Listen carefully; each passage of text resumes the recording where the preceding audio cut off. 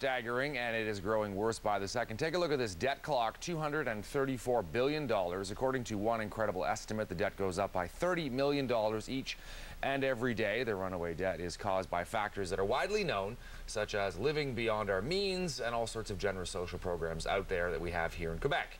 The so-called debt clock is quite frightening. Vincent Geloso is with the Montreal Economic Institute. Really, we are living beyond our means. You guys have been hammering home this message for years now. Putting up that debt clock is a real sort of, bright light shining at us that says, you got to wake up here.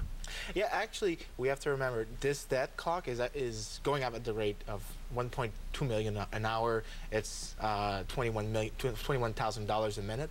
This is actually a sign that it is the pay now, buy now, pay later mentality, which is a good indicator of the fact that we have lived for a very long time beyond our means, and it is time to identify ways for us to cut back on spending and actually get the debt reined in. We talked about some of the generous social programs that are out there, and the budget came out, the provincial budget, last Thursday.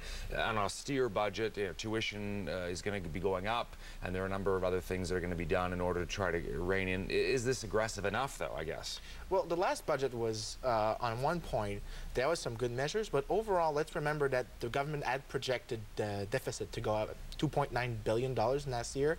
Right now, they said it's going to be 3.8. So the government actually undershot its estimate and is spending way more than it projected.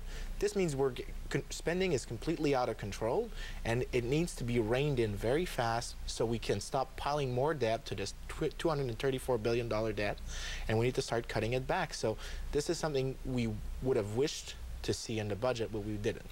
What exactly is it that we are spending this money on? Like, why are we so out of whack here?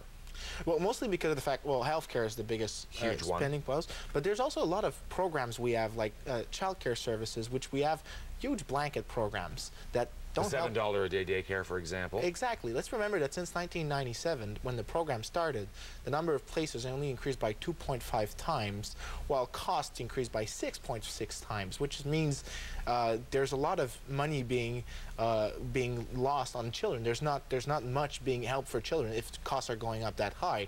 There are ways of identifying, reforming CPR, for example, of targeting people according to their income, which would be much more fair and actually much more cheaper to target according to income. Right, so sort of like a staggered model depending on how much you make.